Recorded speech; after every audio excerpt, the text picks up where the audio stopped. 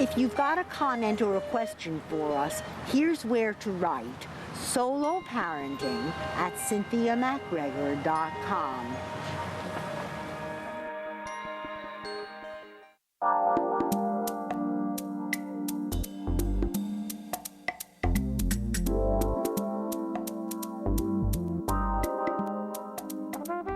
What do you do when your child insists that he or she doesn't want to go visit his or her father on visiting weekends, but you can't get a reason out of the child? Okay, one of the things that parents need to know is that when you're discussing hot issues with children, you need to do it in a light way, and probably while you're partaking with that child in another activity, let's say going for a walk or a game, because the child does feel under the gun sometimes and is very smart in knowing that the parent is trying to find an answer to a question. And we need to understand that children have a sense of loyalty to both parents. And that child may have feelings about, let's say, visiting a parent, and this did happen to one of my clients, but is reticent about discussing it because of the loyalty issue to both parents.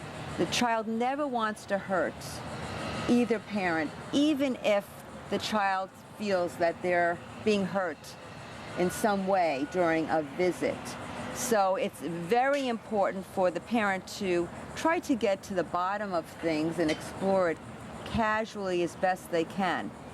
Sometimes the child needs to be brought into the office to find out what's going on, because that child may be, that 7-year-old may be very smart and say, I cannot tell my mother because there will be a reaction to this, or my father because there will be a reaction to this.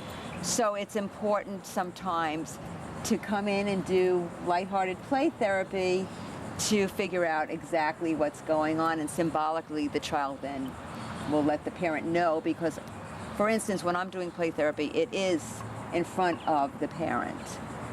And very often we find the answers rather quickly. So this is something then that if you can't get the answer out of your child, you might better get professional help with. Right. I mean, of course, we always start with trying to find out what's going on for our child in the least intrusive way. And so, again, exploring with the child what's going on, as I said, during a card game or during a board game or during a walk. And expressing your concern, saying, I'm worried about you.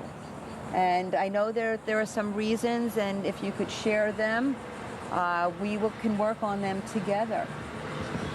And then if that, of course, doesn't work, and you've attempted that a couple of times, bringing that child in for play therapy oftentimes helps.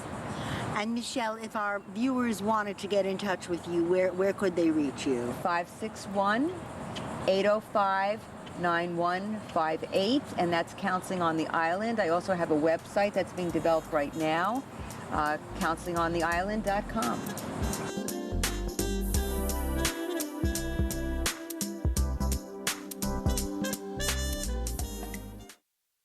Parenting, it's life's toughest job under any circumstances, but even harder when you're doing it on your own. Now, from Cynthia MacGregor, Solo Parenting. It's the book you need.